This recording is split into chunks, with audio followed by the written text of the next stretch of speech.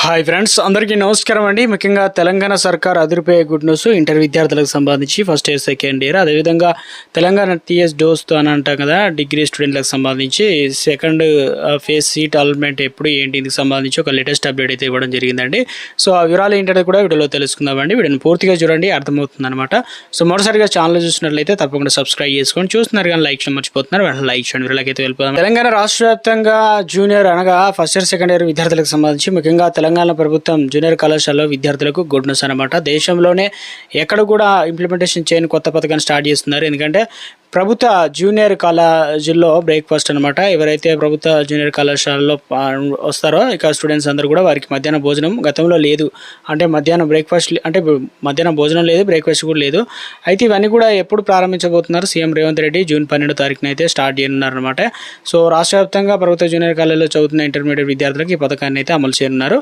So ఇక only ప్రభుత్వ విద్యార్థులకు అంటే కాలేజీలో చదువుతున్న వారందరికీ మొత్తం 64 కళాశాలలు చదువుతున్న దాదాపుగా ఎంతమంది అంటే 41,250 మందికి విద్యార్థులకు సంబంధించి టిఫిన్ అనేది పెట్టబోతున్నారు. అదేవిధంగా లంచ్ కూడా పెట్టబోతున్నారు అనమాట. సో ఇవన్నీ కూడా దాదాపుగా సుమారుగా కళాశాలలో వచ్చేసి అంటే ఇక ప్రభుత్వం రాష్ట్ర వ్యాప్తంగా ఈ రెండు పథకాలు అంటే మధ్యాహ్నం పొద్దున టిఫిన్, సాయంత్రం అంటే మధ్యాహ్నం లంచ్ పెడుతున్నారు కాబట్టి పథకానికి సంబంధించి 180 కోట్లు ఖర్చు పెడుతున్నారని చెప్తున్నారు.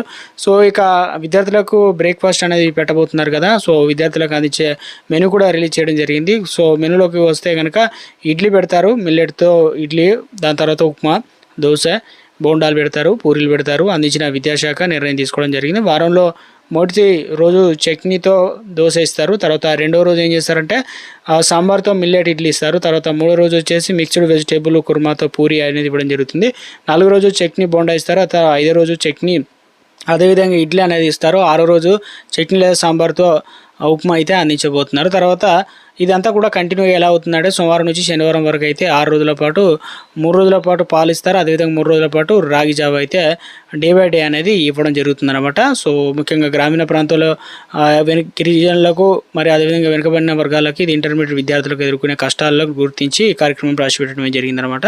సో అన్ని కూడా అమలు చేయనున్నారనమాట ఇంటర్మీడియట్. ఇక డిగ్రీ విషయానికి వచ్చినట్లయితే కొన్నేళ్ళుగా సాంప్రదాయ డిగ్రీల కోర్సులే చేరేందుకు కానీ విద్యార్థులు ఆసక్తి చూపడం లేదు. ఎందుకంటే చాలామంది ఇంటర్ పాస్ అయినా కూడా డిగ్రీలో కోర్సులో చేరడం లేదు. సీట్లు అందుబాటులో ఉన్నా కూడా చేరేవారి సంఖ్య సగం తగ్గుతుంది. కాబట్టి దీంతో ఇంజనీరింగ్తో సమానంగా డిగ్రీ కోర్సులు తీర్చిదిద్దాలని చెప్పేసి ఇటువైపు కూడా చాలామంది డిగ్రీ కోర్సులో సంస్కరణ మండలి అంటే కొన్ని కొత్త విధానం, కొత్త కోర్సులు అనేది లాంచ్ చేశారనమాట. ఇవన్నీ కూడా అన్ని యూనివర్సిటీలు ఆమోదం తెలిపాయని చెప్తున్నారు. దాదాపు రాష్ట్ర వ్యాప్తంగా 260 కాలేజీల్లో కోర్సులు తెచ్చేందుకు కానీ దరఖాస్తు చేసుకున్నాయి. ఇప్పటికే కొన్ని కోర్సులు రద్దు చేసుకుంటున్నామని చెప్పాయి. అయితే ఇవన్నీ కూడా ఫలితంగా సో ఇక వర్సిటీలు కూడా దోస్త్ పోర్టల్లో కోర్సులు అప్లోడ్ చేశాయి అనమాట. వేటిని అందుబాటులో ఉన్నాయి ఏంటి అనేదిగా దోస్త్ పోర్టల్ ఆప్షన్లు ఇక పెట్టేందుకు వీల్లేకుండా బ్లాక్ చేయడంతో వేలాది మంది విద్యార్థులు అయోమయంలో పడ్డారని చెప్తున్నారు.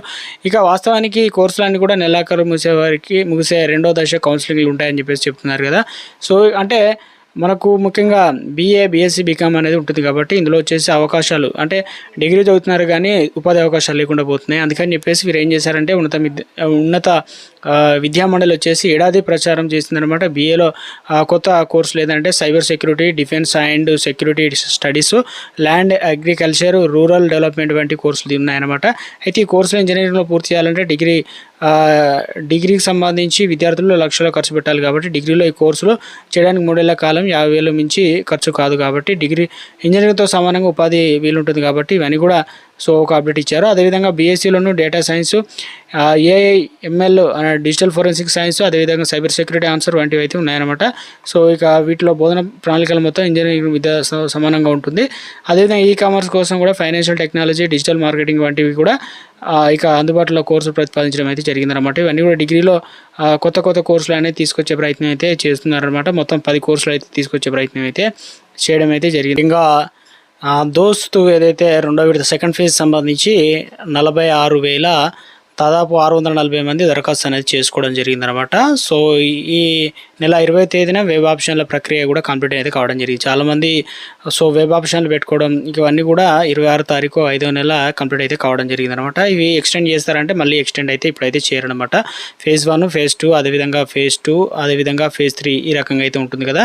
సో ఒకవేళ సీట్ రాకపోయినా, రిజిస్ట్రేషన్ చేసుకోకపోయినా ఫేజ్ 3లో అయితే మనం ముఖ్యంగా రిజిస్ట్రేషన్ చేసుకొని మరి ఇక సీట్ కోసం అయితే ఎదురు చూస్తుంది. మంచి కాలేజీలు రావడానికి కూడా ఛాన్సెస్ అయితే ఉంది కాబట్టి.